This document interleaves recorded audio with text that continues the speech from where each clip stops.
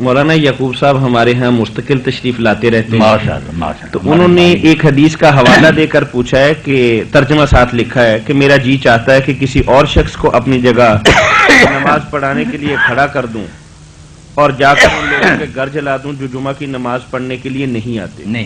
تو ساتھ ہی بتایا کہ کچھ کتابوں میں جمعے کا لفظ نہیں ہے, جیسے مطلب ہر نماز کا نکلتا ہے. صحیح حدیث کیا ہے, وضاحت فرما دیں. صحیح حدیثوں میں تو یہ جمعہ ہے یا عشاء کی نماز کا بھی آتا ہے کہ عشاء کی نماز کے لیے جو لوگ نہیں آتے, اگر عورتیں اور بچے گھروں میں نہ ہوتے جن پر یہ نمازیں جو باجماعت لازم نہیں تو جلا دیتا. تو اس سے پتہ چلا کہ جمعہ بیان ہو یا عشاء, مقصد تو یہی ہے کہ بالغ لوگ آدمی جو ہے تندرستوں نے باجماعت نماز پڑھنی چاہیے, کوئی بھی ہو. اس لیے کبھی کسی نے جمعے کا پوچھا, آپ نے اس کا کہہ دیا.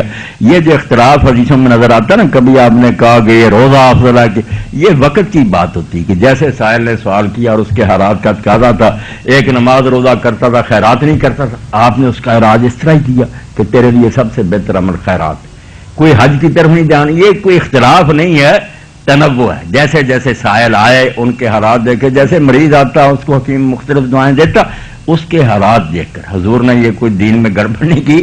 وہ لوگ لائے کہ اس کو یہ نصیحت کریں گے. کوئی آدمی تھا اس کے منہ سے بدبو آ رہی تھی, وہ بڑی گہری باتیں پوچھ رہا تھا, بال نہیں بڑے, آپ نے فرمایا جا کر اپنے بال ٹھیک کر اور داڑھی ٹھیک کر, مسواک کیا کر.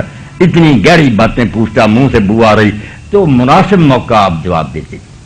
تو جب عشاء کا کسی نے پوچھا, اس کا بھی کیونکہ دو نمازیں فرمایا نا کہ یہ منافقین کے لیے بڑی باری, سستی کرتے, صبح نہیں آتے سوئے رہتے ہیں, عشاء کے وقت نہیں آتے گھروں میں پڑھ لیتے ہیں.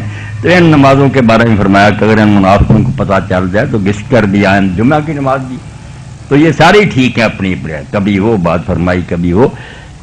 جزاکم اللہ. مولانا